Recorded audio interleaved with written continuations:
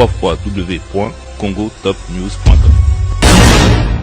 tokotanga te na fule te na ndenge na fule mais ye mo aussi kaza yebi ba ope ba yeba yebi siko ba fiana tellement ba bi ke jo wana zanga na gigolo aliaka pasi mbongo ndi bakanisi ke Bernice boss na mulai nanga oyo na kitoko nanga mama Afrika o mobile ozango fele simba te siko ndi ba moni na garçon na bakanisi ke nga na pesa ka ye mbongo mama Afrika la mama Afrika oh.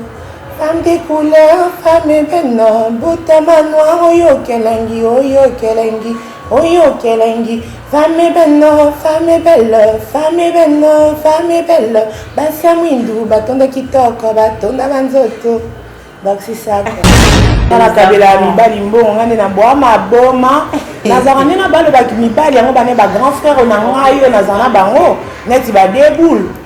Ndeti ba chibambalo mageka gafa na boîte sae parce que kena na ayu ma esprit muke akenda zali batana na zawa produit kala tu vois wana ba frère nanga c'est normal mobali nini on ya telema lo ba ke Bernice na bimana ye ador kabila baza pété mais mibala niveau nanga ba ya te ba basse classe te mobali monga basse classe na bimene sans le savoir eza wa sa père chance nanga ya lelo Mama, chance nanga ya lelo, tuna Noli tambwe. Noli le sage, Noli, journaliste numéro 1, na tout kin, c'est Maître Gims. What I know.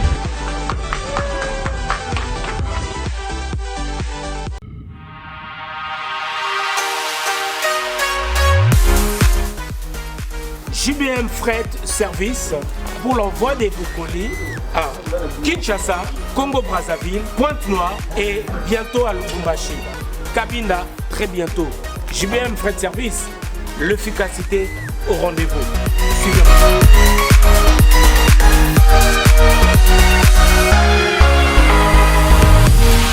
L'efficacité au rendez-vous, agence Yassur, agence Yangouya, agence Yabastar. Parce que les collines comme Agitoko, collines comme en assurance, il y a un JBM Fret Service pour la colline avec Kinshasa, Brazza, partout, aux agences Yabastar. Donc, on est de Yéboué, tu es dans la colline, de Boumou en Asimabo, donc il y a des gens comme Kitok. Oezali, agence Yabami Vité, Oezali, assurance Yamakasi, même Bakiti, même Bafrigo, même Mituka. Sopo Linipe Nda Coupé, Kokoma. JBM Fret Service, l'efficacité au rendez-vous. Betonabao, différence, Yéna, il y a du sérieux ici. Pour tout contact, veuillez nous appeler au 01 89 16 42 09. Et pour les clients se trouvant à l'étranger, nous sommes également joignables via WhatsApp au plus 33 6 64 06 61 09. JBM Fret Service. L'efficacité au rendez-vous.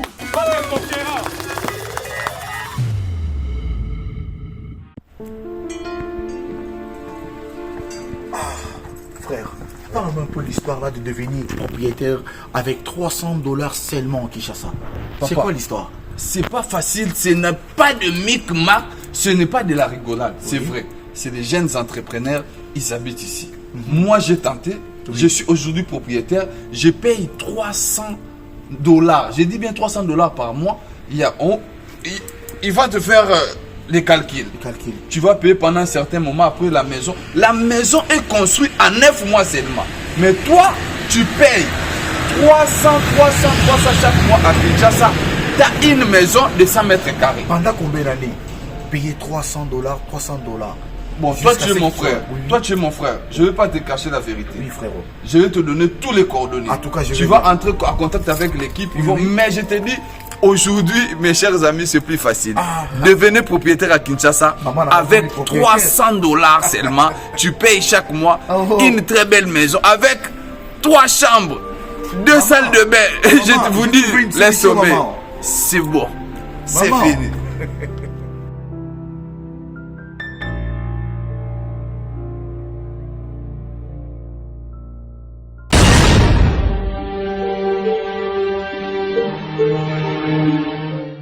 Bonsoir, bonjour, ça dépend de l'heure où vous me suivez déjà, votre religieuse de la presse, autrement appelée Mamanko. Vraiment, je suis très heureuse à savoir que vous êtes là nombreux devant vos postes téléviseurs pour suivre votre émission Actualité Télé qui est présentée par moi-même encore une fois, la religieuse de la presse, autrement appelée Mamanko Bakiselanga Kanaïl Kounango. J'ai le réel plaisir de rester voir pour vous. Hein? Lady Boss, Lady Boss, Bernice Boss. Il est venu fraîchement de l'Europe, précisément Paris. Dorazana Bisson Angola, tu as la 4 émissions, tu as découvert qu'est-ce qu'il est venu faire ici. Tu as la pena qui est Bernice Boss. J'espère que vous avez billet déjà. Mais première fois, c'est pour une première fois dans l'émission Actualité Télé à l'ECA. Vraiment, tu as décortiqué, Nazawa Nanabino. Vraiment, merci à toutes ces personnes qui me regardent, à toutes ces personnes qui me soutiennent de loin, de partout. Voilà, là je vois, au-delà mon petit exemple à suivre. Hein. Mon boss Nolita Mboulessage, merci pour l'opportunité, merci pour vraiment l'opportunité. Voilà, merci pour tout ce que tu fais. Voilà, je t'en suis reconnaissante. Big à tout mon vieux, je te salue. Pourquoi pas, viens à mon vote. On appelle si on tes places aux Ali Merlich qui est les Bosco et toi. Salutations Nabino, vous qui me suivez déjà de partout. Sans plus tarder, je vais déjà recevoir mon invité. Elle fait son entrée déjà, Bernice Boss, en direct d'Angola. Makambweza. Bonsoir. Ça va? Ça va et toi? Ouais, merci beaucoup, je vais bien. On peut se mettre, c'est le réalisateur Nanga, d'accord, on peut se mettre? Voilà. Bernice Boss. Oui. Ah ouais, Angola. Makambweza, makasi, ya moi dans cette émission. Makambwezali, Bernice Boss, moi personnellement, c'est pour une première fois que j'ai déjà une émission. Et puis, Natala Kayo déjà, dans mon amour, mais pour moi, de vivre, c'est pour une première fois. Bernice Boss, Angola, Awana Bandambala Moko. Qu'est-ce que tu es venu faire en Angola? Ou comment on s'est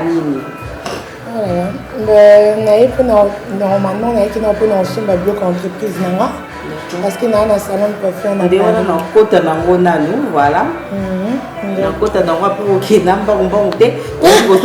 Entreprise après on a moni amboka kitoko on a profité pour faire ça tournage dans un clip d'accord. Voilà maintenant mais Bernice Boss. On dit que l'intimité que maman boté maman na combat Bernice Boss. J'espère que je crois que dans la combo robo maman boté qui dans moto dans la combat maman boté qui dans après toi na Bernice Boss. Ouais. Maman ma boté na combo nini. En fait na boté na combat Bernice. Boss wane outé pourquoi Boss wane Bernice Boss. Ah kaba tout ça mon kili va travailler nanga. Baninga nanga ba mona comment je suis. Donc, ma préférence, c'est comme ma boss. Baba qui c'est boss Kolo Nango. C'est ça. Mais qui est Bernice? Qui est Bernice Boss? Vous avez vraiment nani en fait? Tu fais quoi? Mais puis vous avez chanté. Idée à Kubanda Koyemba Wane Banda qui wapi? En fait, Naza maman, c'est bon quand je fais déjà on a Zamwana Kim déjà, on a Botama Kin. Après on a Boto na âge à 10 ans. D'accord. Ma maman, j'ai 3 enfants et tout, chef d'entreprise, artiste, tout, c'est moi Bernice. Ok, chef d'entreprise, mais comment ça chanter du ko yemba Bernice azo yemba idée wana et uti wa du ko yemba comment ça et l'autre ni les salés ko banda ko yemba déjà vous avez moi mon pied ou moi déjà que tu chantais déjà même dans la chorale tu te disais déjà que na on dirait na zana don yango funa banda ko yemba ko lalé ko la mouille wa boss mbongo on dirait ça mon poussa tu te dis que pourquoi pas na se lancer dans la musique? Non, c'est pas ça en fait. Musique pour les adons en fait. Oui. Parce que ma famille n'a déjà papa n'a pas déjà ça dans orchestre na kin na bandal tu vois spiritu banca à l'époque tu vois après il a arrêté quoi ils avaient vraiment quoi famille mobima battant on rappelle dans l'imba et tout après l'arrêta donc on a déjà na bandal pour nous yemba mingi là na zaki jeune plus jeune quoi là na zaki moi qui na ndoni na bo yemba na yemba pe na l'église na la chorale n'attendez pas au pousser que bon déjà ça na makila. Déjà ils ont la maquilla, voilà, mais quand on a se lancer dans la musique, pour on a bio, on produire, on a net on a bio produire grâce Mbizi, on a une productrice na si il faut na lever la bongo. mais est-ce que na buwana ya produire de mon ça bien Non, mais tu peux être chanteuse, cause a déjà musicienne et tous ces a déjà dans en fait. Mais après, à un moment donné, ça s'explose tout seul. Pour moi, c'est arrivé, c'est naturel. Avant, je chantais chez moi à la maison et je chantais aussi à l'église. Après un jour, ça s'est explosé comme ça. J'ai eu du courage. Je me suis dit pourquoi ne pas tourner un clip en fait. Je compose aussi. Donc, on a composé à Nzembo. Nzembo, on a invité qui début de featuring parce qu'il y a une maman africaine. Oui, non, comme on a mais lorsque tu produisais déjà grâce à musique, est-ce que maintenant on a fait aux équipes pour aider même dans le studio, on a quelques côtés son, ils ont bien tes côtés texte, ils ont bien tes côtés pour être vraiment honnête, je venais pas Isaka. Tu vois, je n'ai pas Isaac Kimbo, tu vois, je n'ai pas, et puis ce n'est pas une artiste. Vous parlez là, moi je suis venue parler de moi, je ne suis pas venue pour parler d'autres personnes. Donc ça c'est dépassé, là on parle de moi, de ma musique, de ce que je fais en fait. D'accord, mais Nathalie qui clip le moment de début, pour ça qui est featuring, ils ont vraiment chanson moi ils ont connaissent pas la nation mélodie et tout rythme, ils ont vraiment ça va ou assurer qui après nayo comment nayo passer chez Nolita pour émission, mais pour ça qui a costu depuis là il a quitté, qu'est-ce qui se passe? Qu'est-ce qui se passe? Vous avez un problème ou quoi? Ah, tous ont un problème pour Annie. Non, Deboul c'est mon frère. On a posé un problème à éteindre. C'est juste que Tomba qui Azaki comme ça là et tout. Et il est tombé qu'un jour, tu as tout ça acoustique, il va bien quoi dans Moussala naïe. Il y a un permettant qui est Ayate. Donc c'est un frère, donc il n'y a pas de souci pour ça. En plus sa femme elle est enceinte et tout. Je ne sais même pas si elle est accouchée parce que ça fait un moment qu'on ne se voit pas. D'accord. Donc il n'y a pas de souci avec Deboul, c'est un frère. Voilà, mais tout le monde a une belle vision de mon titre Mama Africa. Mama Africa, pourquoi titre on est Mama Africa? C'est vrai que tu nous as valorisé, ma maman et tout. Pourquoi titre on est Mama Africa? En fait, l'idée aussi à la Mama Africa, comment ça arrivé? Bon, une fois j'étais dans ma chambre, j'ai pris mon téléphone. Quand tu as les réseaux sociaux. Non, tu as la carte de bénédiction. Non, moi, ma fille a mis des filles, ma fille noire. Ma fille noire, parce que ma fille noire, elle a ma souk, ma cassi. Parce que si on est dans la plage, une femme noire, à Tchema, il y a une souk qui est là, la carte, il y a une bonne côté. Si on a un acte sexuel, aussi les souk qui va bêtise.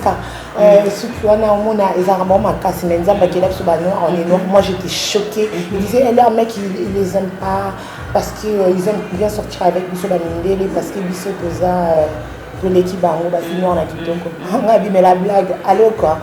On a dit on a Bissot, Bissot aime ton beau taille Bango. Dans mon peu la commentaire à la scène, la chanson à tout le monde, vous allez contenter ma fille. Mais bien non, beaucoup de bon c'est tout l'équipe, mais vous êtes à la forme, et vous avez la besoin de critiquer comme ça se passe. Du coup, moi, je me suis inspirée de ça.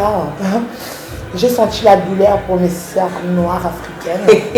Mais moi, si je suis une africaine noire, donc nakoba mindele ya pour nanga na ta normal fia mondela mbanda fi noire pour reconnaître la tête et si la tête les non voyez ça zo na mais na assisté na pour mon donc il y a une inspiration na sala nzembo wana ya Mama Africa so qui vient botama na koyo kamwa ta extrait en exclusivité Mama Africa la Mama Africa oh femme des couleurs, femme belle, botama noir, oyo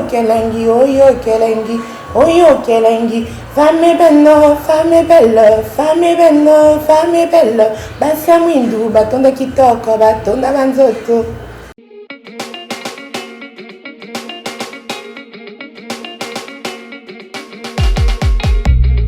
Pour la couverture de vos événements, mariage, anniversaire, baby shower, soirée, enterrement de vie de jeune fille, concert, deuil, reportage, vidéo et photos.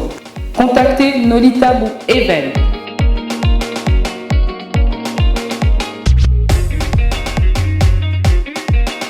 Besoin d'un bon maître de cérémonie et animation pour vos soirées de rêve? Contactez Nolita Bou Le Sage.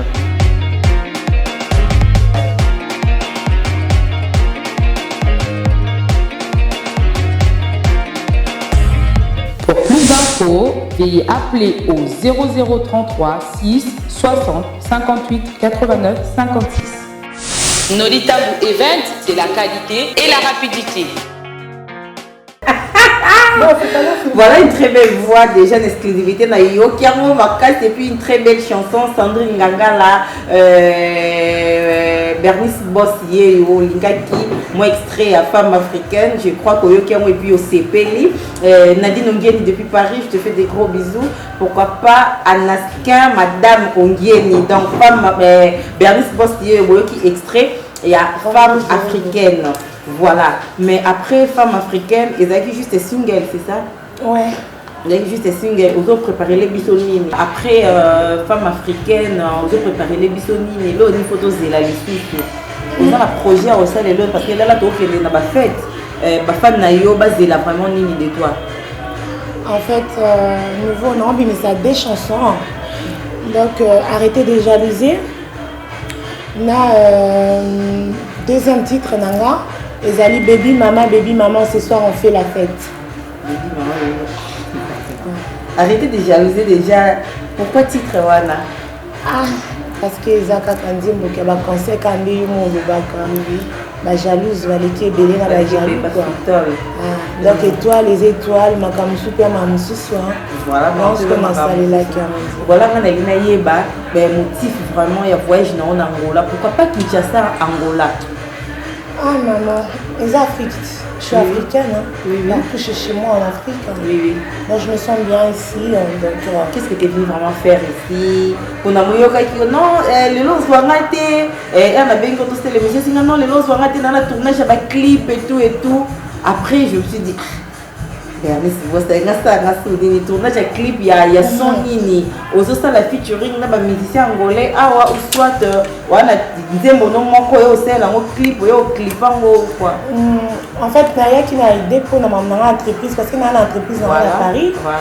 Dans la société à Paris, il y a un salon de coiffure, il y a tout dedans. Donc, du coup, on a la souki. On a beau dans le côté ça m'bon pas bandi bois, tout arabe, tout bandi pour vendre arabe, tout indien, tout chinois, on a profité en Afrique. Parce qu'Angola peut la vie souki à kitoko. Souki à kitoko, il y a kafu pour rien à dire. On a un peu Brésil vite fait, on a joué la souki. Après, on a continué à zonger Angola, on a sombi souki, il fallait nous voir awa. Moi, mon monde est à la tienne déjà. On a connu les cabangote. Et boakami, mais waouh, il y a un niveau, non, il va couleur en mode que des dorés, on dirait, ben. Ça, c'était magnifique, ça te va merveilleux aussi. Voilà. Clip au ça, la clip, on a une clip, on a eu mon compte, on a fait ça featuring, on a la bateau. Ah ouais. Ah, maman, on a fait la featuring, on a fait la foutarati. Ok. On a tout à début. La beauté, félicitations, moi, c'est Naruto Bota. Non, voilà. Les gens en fait, là, on a six magasins que ça pour l'entreprise. On a fait ma marchandise, du coup, je me suis dit, et on a dit, pourquoi on a tourné clip à thé? Oui. Peut-être ça pourrait m'aider de ne pas dépenser cher parce que n'importe quel clip ça coûte vraiment très cher. Angola c'est beau, j'ai beaucoup. Mais le réalisateur a bien et tout, on assure que. Ah, bah non bon, tu vas à niveau, eh bah 25 bazar. Moi on a joué qui a s'occupé moi, le s'occuper là, on soit 10 ans moi si naïe. Ça disant moi c'est l'ambassadrice, il y a phrase là. Ah, Angola, aventurier. Oh, maman, mon frère Oliver Man qui a présenté. Genre, on a produit, mais on a maman, c'est comme oh, maman, il faut payer ça. Bon, on peut produire, mais il y a un clip n'a pas été cher, bien sûr, mais il encore 1500. Et tout le monde a même demi-production à la moitié, c'est et qui est bien, tout ça, moi je vais t'orienter un peu, comme ça on va partager maman. Jour j'y peux qui peut jour à tourner, la zaka en retard à tournage. Il fallait pas qu'ils ont à 13h, ils ont en retard. Et puis que mon doigt n'a kenda kuna na comme il est à comme gang il a un état pété dans ba plan et en changa benga na mbongo koleka yo et comme il va rendre il va kokabota bantirer a otine na ba photo na ye a benga ni que ou vient me faire massa na fingi non de elle déjà ali boma etare yo non mais ça va pas à la Bernice moi je me produis tout ça j'en ai rien à foutre donc c'est toi qui es venu vers moi c'est pas moi mais si des ans à cause ça maramna yo te bossa na ngana simba bio na ngati clap na kenda Le coup, je suis un bon, 1500. Je m'en fous, je suis un pote, je suis un trafic. Eh.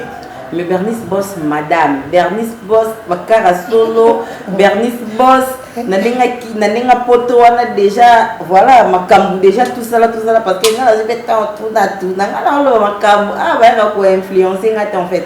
Après, quand je l'ai caté, dans le Baka, Makambu, dans mon Sabino. Donc, dans mon Makambu, mais je vous jure que moi, c'est un mystique. Un mystique, je vous jure, un mystique, je confirme encore une fois, Bernice Boss, Boss Lady. Donc on a confirmé. Mon collègue pour moi, on a parce que ici ça se confirme. C'est ici que ça se confirme. Donc il faut confirmer à Bernice Boss, je confirme. Un mystique, je vous confirme. Tant qu'il n'a pas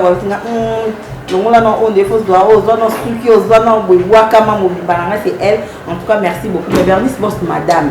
Nandenga poto wana bakara solo, bakara shirt, tout ça là. À part, c'est vrai, salon de coiffure, entreprise, tout ça. Mais bon, tu vas le dire, fille, à moto, monsieur, bah, ndumba, malgré ça, comment ça, il parle, on avait pas qu'un mot. Pour elle m'afficher que non, rendez-vous, vous voyez, wana. Aujourd'hui, monsieur boss. Wana ba monte après na ba madame mariée, moi ça mon nez. On a divorcé. On a déjà d'accord. Mais bah elle avec moi malgré ça quoi ça azape na kinduma musayo baksa yemo babi musayo baksabi yemo afuta ka ba dollar po bakende na ye. Na lobi otalinga bien penza. Parce qu'on a eu pas de problème le quoi a penga la luba makambu nyoso makambu. Voilà Bernice Boss yo à cœur ouvert. Maman on va jaloux ba miswa matongo moi ça fout à mon baba job bon ba ko ino ko balete. So wana libado wana poka ebele na nzoto comprendre. Nga mobali ya mimanga na poto aza noir. Oui. Du banque mondiale papa mwana na le sake suite ma mimanga na pa ki pa moi ne bien ti lelo ama o matuku na tangi na Congo. Donc na komi poto mobali wana bo pesa nga mukanda pas à français noir. Abo ki yo reconnaître mon azu mobali mosusu ya noir. Patrick apesanga mukanda nga mundele te mutapesanga mukanda Patrick mutapesanga mukanda mais au fil de chance si ko moi ça fout à mibali mbo est-ce que vraiment mibali ya malonga bo bakoko yo basala ko bola na moi cité ya mo pena la John on a chéri na yo ya mo po ide mais on a na zaki na pa mundele na zaina chéri musupe ya na boy na nga mundele na komi na chéri na nga ici comme tema na nga comme la côté na vraiment amoureuse ma casse on zombie. Mobile donc un garçon responsable, ce n'est pas un gigolo. Voilà, un grand garçon, un joueur professionnel. On a bon bien longtemps comme tu peux jouer. Il est vraiment un guerrier noir, crâne, tu vois. C'est pas un petit mec, c'est un grand garçon. Tu vois, après avoir les catés à 1000 esprits. Ma comme ça, ah Jésus. Mais l'homme va tirer boutique blanc a défaut. C'est quoi le problème? La femme noire bazakala soit mundele tokola la tête comme la maïté mais yo tiki mundele na défaut. Na tiki na défaut ma casse. Vous avez niveau du pembo na zala na mibali. Fille de chance mon bala mais maman on va quitter ça parce que bon on va na niveau na ngate na bala moi na mon pied na âge à 24 ans na sali neva mariage na bengi na libala. Na mon pe mon bala wazani poso na ngate ndeka to linga no black na kwa kisekuna na kila mobali à venir na on na esiko ya mwana le problème likamu na mobali à venir nde tozoloba likamu na mobali à venir oh Jésus ma fille faut changer mentalité bon on va complexe d'infériorité wana na kabela mbali bon na kabela mi bango ba fille na ba ko finga ba miso ba bonga te ba fille à basse classe ba fille nzala ba zo na passe ba zododo ko ba bongo zododo ba zozo ba ma ko beto ba fille à salité à basse classe nga mobali ya balanga nga mobali ya somelanga ndako nga mobali ya mimanga na poto ya noir nga mobali noir apianga mukanda nga lelo na mwasi ya noir ya canon joueur professionnel motema nanga prochainement on va présenter mieux un mariage. Mais bon, on a surtout entreprise, salon de coiffure, tu produis des autres produire des musiciens, tu viens ici, aux autres production là, tu t'es produit toi-même tu t'es produit. Bambon voilà Bernice Boss.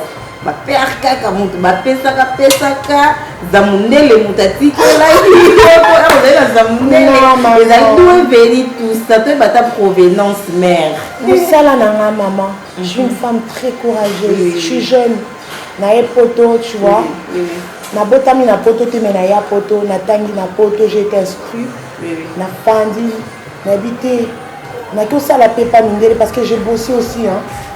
J'ai bossé aussi chez les blancs mais à un moment donné je me suis dit naza esclave te bakoko na nga na mboka oyo bazalaki esclave me nga na esclave te nazwa décision nakomi créer baentreprise na nga na mosala na nga nasalaki na poto natiaka mbongo pembeni parce nga naya poto ya libata te naya poto ya mama na papa baka na poto njili mbala moko Paris chez mama na nga na Aulnay-sous-Bois epa mama na nga na Aulnay-sous-Bois tu vois na famille epa mama na bandi baétude na nga après na bandi baformation na nga après na bandi mosala na nga na économisation ozofanda epa mama tio bando bombali après lea naye mpe esaki na Bali na créé entreprise na nga liboso ezalaki restaurant oyebi kala jeune fille tokolia mbongo ya entreprise yango na lolenge et tout après nayokanga yango na fungoli na nga esusu boutique nga nasakanaka nde na baentreprise elebi nango nolitama bambo ero yango esusu yango mitema bango molobaki nga ape ya bajo bambo botala nga na soni botala nga bien na poso na nga nzoto bino kubasi ya bien te baozwa bino kubokaba ebongo ngai botala nga na soni botala na poso na nga eboma boma nga pesa mbali mbo ça pas quoi esanga pasi mais on la jaloux batanzala compagnie nga bakitisa baninga pa yibolu pemba et niveau moko te voilà mon train d'argumenter pousser vis-à-vis na yo sans au monde tellement boyé à coller le mot c'est ce que moi je vis actuellement même ba coller le mot boyé ba coller le mot je te dis après na seka nanga kaka na seka bato baotala biso nde baotala o na oyo nani aza nani ouais mai ouais mafuta donc voilà les jaloux je crois bo boyoki apesa libali mbongo mibali yango combien donc soki babongo naza obima na yuma moko ya sape ya moko nayeba ape te kazali sapere ayelanga bamito akosanga ke oyo aza garçon afanda na 10e arrondissement po amona eke nga nafanda na 15e arrondissement na sa tout efe ndanga ayolinga nga aokosanga ni ke o afanda na 10e nde soki nayo découvrir nayo comprendre aza nde sapere mais so omoni bomona elokwa mwana ndako garçon moko bien mais là na yo yeba na bi mito faut que ba fi ba kraka e balengaka ye mais songa na lenga ete na lingaki zaki love ala na moni ani na makamte na boxe na chela ba chwa to otanga te na fule te na ndeni na fule mais ye mo sika za yebi ba ope ba yeba yebi siko ba fi na tellement ba bi ke jona zanga na gigolo alinga pasi mbongo ndi bakanisi ke Bernice boss na mulai na nga oyo na kitoko na nga mama Afrika o mobile ozango feli ekisimba te sikoyo nde bamoni nga na garçon na bakanisi ke nga napesaka ye mbongo et pourtant garçon wana ayaki kokabela nga ya makasi donc noko malgré kuna bango nde babandaki ye bango nde bandaki kopesa siko noko wana kabaka te mais pano abanda kokaba il faut kabaka tena na ndeni okaba te okabaka tokabanaka mais yo okabaka mais namonaka ke eza niveau moko te tobwakisa yaya taka motu déjà obetadea na ba voilà Simbatin et aussi mbaté à l'assistance na kabela mibali mbongo ngane na boa maboma nazaka nde na balobaki mibali yango bane ba grand frère na ngai oyo nazala na bango neti badeboule neti bachibambale omakeka gafa na bwakisa ye parce que akende na ayuma esprit moke akende azwa libata wana nazala baproduit kala tu vois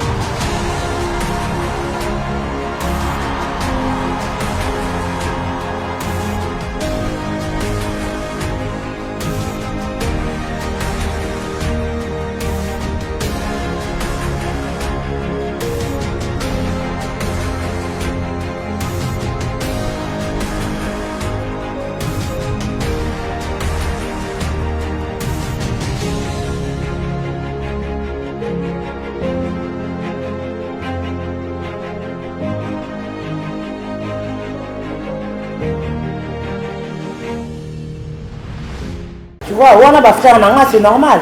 Mobali nini on a tellement le bac Bernice na bimana y a donc kabila. Baza pété. Mais ni pas la niveau na ba y a te ba basse classe té. Mobali monga basse classe na bimana sans le savoir les a sa père. Sa père. Ah comme vous tant te pour fouler par rapport à père. Ah Igor Unkwanza l'assistance et bandela mbongo veut dire Igor Unkwanza. Tozana et beau-frère, beau-frère, il y a Bernice Boss par rapport à père Igor Unkwanza et Bandeli Yambongo. Donc, Mastane à Kati, Master père il y a Kati. D'accord, père a checké, Master Nae va protéger la maman. Mimi, yoza mingi Igor Unkwanza, ok, de la Bandela Mbongo. Là, je confirme parce que nous avons confirmé que on a Emmanuel Chitenge Balobi, Bofusi. Bof il y a Bernice Boss, vraiment baza bateau on a lié qui la famille a Diogo na lié qui la famille a Diogo veut dire nazo solo la makambo oyo nazo mona donc na epsi na tricage ça katé Bernice Boss. Une fille bien, une fille courageuse quand même, je t'encourage parce que c'est pas facile déjà. Mais tout le monde a ma fille, n'a pas Paris, voilà, c'est un Afrique, mais n'a pas vraiment la complexe à ma fille et belle parce que tout le monde va marquer mon sous. Moi je t'encourage beaucoup aux entreprises et puis na âge. C'est la CAF. Voilà. C'est la CAF. Ma maman la CAF. Na boli na nga tata Brigitte Makwa la CAF. Et vous dites na tranquille à respirer. Il n'a pas la poste lady. Eh, vous t'as la Sony. Boss lady, moi je confirme, c'est moi je t'encourage beaucoup par rapport à l'âge de Tanango. Tout le monde a battu, ça n'importe quoi, mais vous avez chef d'entreprise déjà, moi je les confirme. Et puis na moni exploit. Et puis concentration, maman. Concentration, voilà. Qui porte ton but, mon corps, maman. Objectif. Na banjo font l'entreprise depuis l'âge de 25 ans. Oui, tu vois. Aujourd'hui j'ai 31 ans, je suis une battante. Donc on a même âge, voilà. 31 ans, vous avez combien? On dirait pas. Oui, maman, il y a un qui toko na kabila. Mon père na kabila mobali c'est kaza mobali na nga penza asunga nga déjà. Na be na posa mbonga mobali bete na ta normal. Ouais, des femmes indépendantes. Donc voilà. Comment on mibala makambo na makambo to pesa makambo necho na zana e. Tozo pesa na makambo. Diogo professionnel. La bombe qui toko.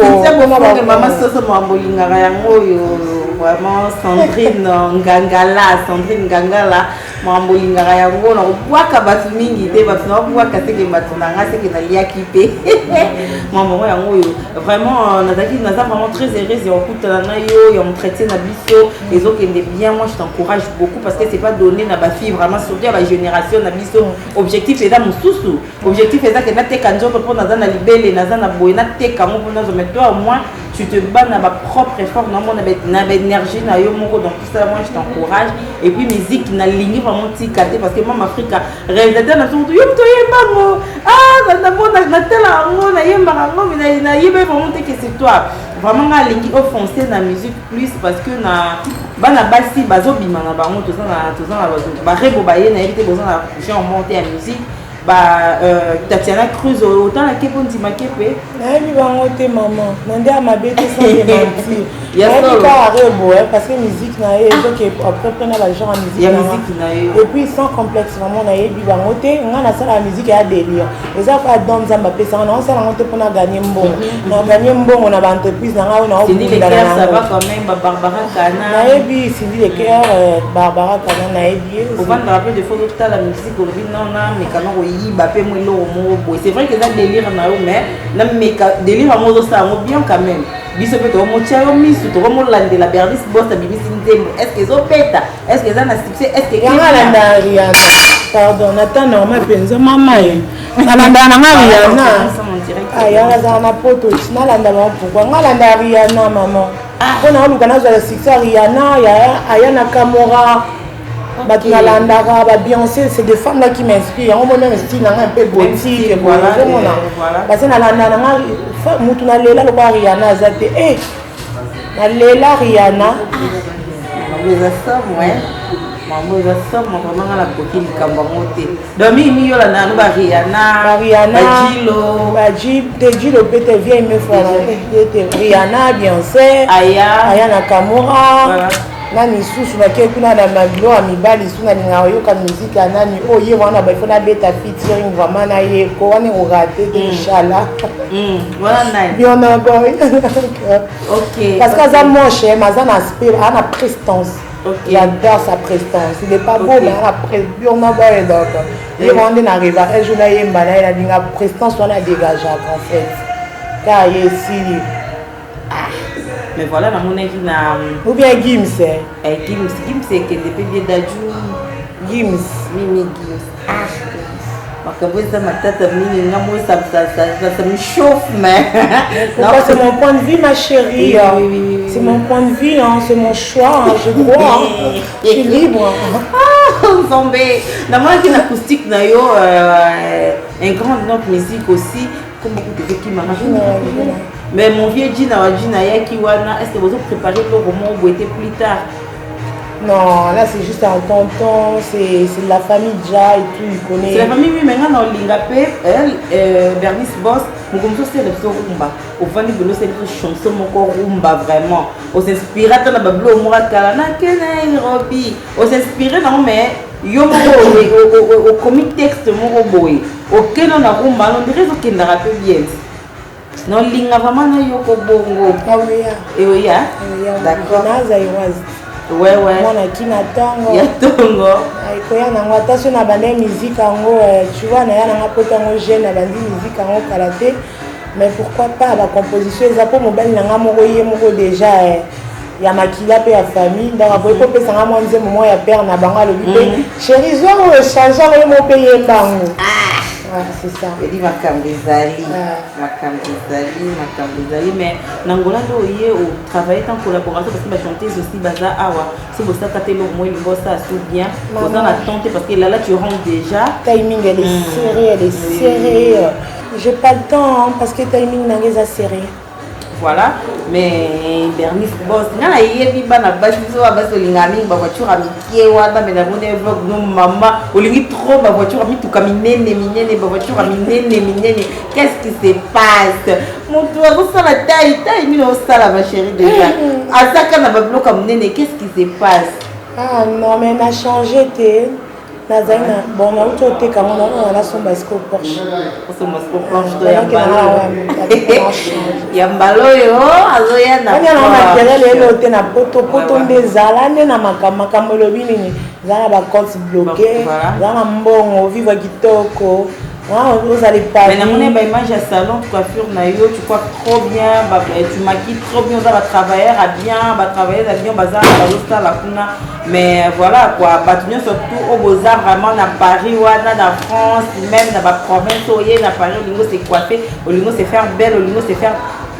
C'est maquillage, on a berdi, c'est pas si tu as c'est elle en fait qui aime ta salinga en fait donc voilà donc bokendeko c'est coiffé kuna bokendeko c'est maquillé kuna adresse je crois yé moko déjà donc ça mieux placé il y a fait ça mon pour na bateau balingi ko c'est coiffé balingi ba se faire maquiller adresse bon adresse c'est ça au 28 rue Vauvenargues Paris 18e Montmartre métro 10 Moquet ligne 13 salon Bernizel coiffure.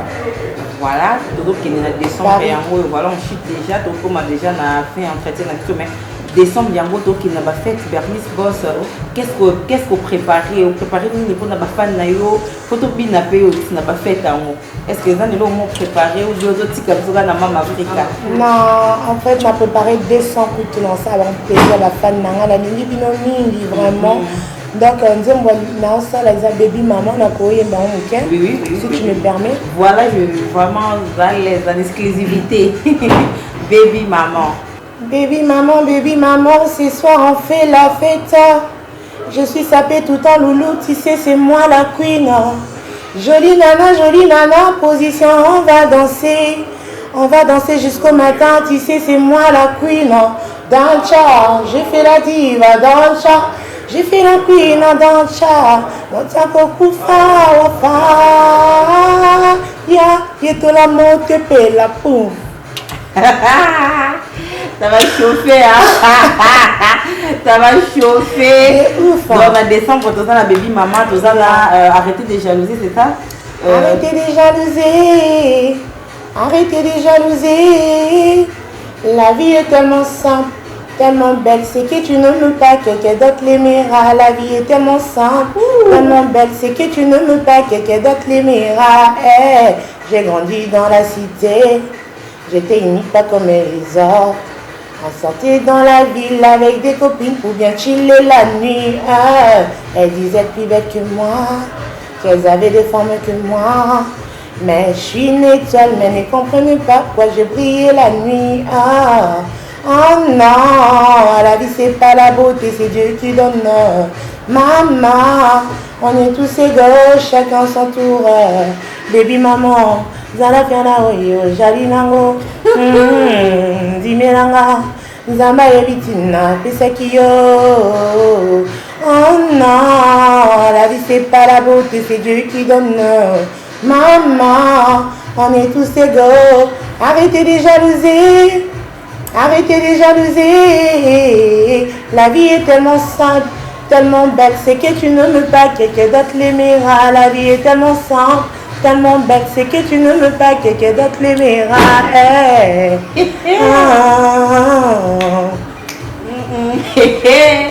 Maman, ma femme,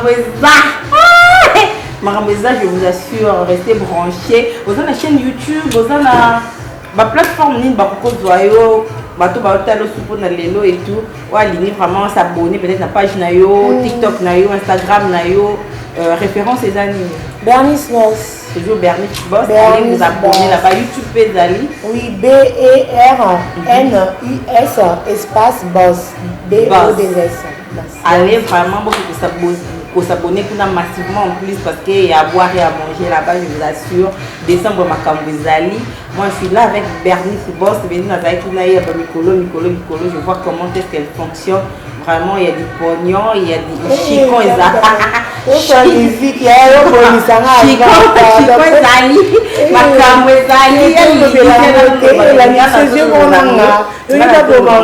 donc les zozos, parce que les zozos, les macolo béton là, les citoches en fait, réponse à la mini, il faut extrait chanson pour arrêter de jalouser. Les zozos, les citoches. En tout cas, réponse à la moi j'étais là avec Bernice Boss. Dommage que vous voyez déjà là dans les finances, vous voyez les sous mais total la mine ça là vraiment de la fin nayo par rapport à entretien d'habitude et puis au vent de sa base nayo quoi bateau copie pour délicacer voilà sur la na bandino on peut s'amboter mingi na maman wa bota Bernice Boss à Paris maman Zélia Mbouya de gros bisous à toi ma maman je t'aime beaucoup. Bah, gros bisous que na papa wa bota Bernice Boss, papa Gustave Membe, gros bisous, je t'aime beaucoup na Belgique. Na baleki na Chloé, ba on surtout na Mingi, Manuela, Josué, Taïna. Basé belé. Na la tante na ngai, Annie Membe, na pesi mbote na kokola nga Sophie. Na Cécile, donc la famille est belé, na tante na Christian na Kwasa, bisous, na Pessimboté, na ba oyanga pe ya kati, na motema na nga déjà, guerrier noir, un gros bisou, c'est comme ça. Donc, tu bon comme ça. Na ba gros bisou na yo, na Pessimboté na la ici. Ah non, batango peut aller que belé, non. Nabino nyonso la fan nanga na libino mingi ba gros bisous na bino belé votre artiste Bernice Boss ba bisous nanga peke lisusu na mitema oyanga ibano yanga na bota surtout Victoria Omatuku des gros bisous de maman Bernice Boss na moi nanga mususu Luca des anges de gros bisous de maman Bernice Boss je vous aime mes enfants. Mes gros bisous à mon bébé chéri, mon petit bébé de 9 mois, Anaël, je t'aime beaucoup mon bébé. Et la pesi mbote na bao balinganga pété la pesi no la mbote ala hazana bino pamola bino mamamte kitoko na bo sanité si on a Solange Boete tanga sol balobi wana aza yanga ya kati babi yala nanga motema Solange Boete tanga sol moi c'est mon bala pembe bambote na ebele oui bambote na pe na ba master na ngai Trésor garçon cher bambote belé équipe na mobimba Raman bambote belé ba yanga équipe na base na bambote yango wana bafrère na nga nazala na bango aire nyonso tu baosoutenir nga bapesanga baconseil ya bien kezala toujours yo ndenge ozalaka sage continue ozala bongo awa napesi mbote ami mbote bakopine na nga baétranger tout ça nazalaka na bango Alexandra bambote ebele Allegria napesi yo mpe bambote esika ozali mwasi ya mondele donc bambote ebele quoi donc nalili bino mingi votre artiste Bernice. Voilà, c'était là votre boss Lady Bernice Boss. Encore une fois, je confirme. Donc, l'émission, il est plus waouh, elle a parlé avec tout son cœur. Voilà. Restez branchés, abonnez-vous massivement. Surtout, il y a mon abonné de la vidéo. On va s'abonner. Une très belle émission. C'était l'équipe. Elle a parlé avec tout son cœur. Igor Unkwanza et Bandeli Yambongo. Igor Unkwanza et Bandeli Yambongo à l'assistance. Magloire Mayao, la babi grand jour, on doit valoriser le drapeau RDC, na volé, voilà. À Autotial sous babi et belé, toujours pour le coup Mouyambo Cannabis, Magloire Mayao, la babi vraiment grand jour. Igor Unkwanza et Bandeli Yambongo, on a pas eu mille, on est, on a lia. Sandrine Ganga, la gros bisou à toi qui est Nambala la patronne. Armée bête, on veut dire, bah, on les caté qui n'a mal à la patronne. Kiopine, selon le cœur de quelqu'un. Voilà, Mitador MB n'a pas ma grande soeur chérie, je te fais des gros bisous. Bébé Senzo, mon appétit, bambote et belé, manger à chamovoto. Continue toujours, bah, conseil nayo, coaching nayo, les autres qui n'ont bien pas mal, tu les qui écoutent, les thèses, ils ont boyé, il faut pas te rabaisser. Voilà, ils ont ça la puce bien. C'est lui qui a assuré les images, c'est le fidèle, les gens qui les mènent. Il m'a assuré l'image de Christine, mes papa Brandon, gros bisous nayo. Et Nolita pour les stages, mon boss, merci pour l'opportunité. Merci toujours, voilà, mais c'est qui dit que Nakoru mais dans la chaîne au voilà, Nazo mais là et on se retrouve très prochainement. Abonnez-vous massivement, on se retrouve très prochainement. Bye bye.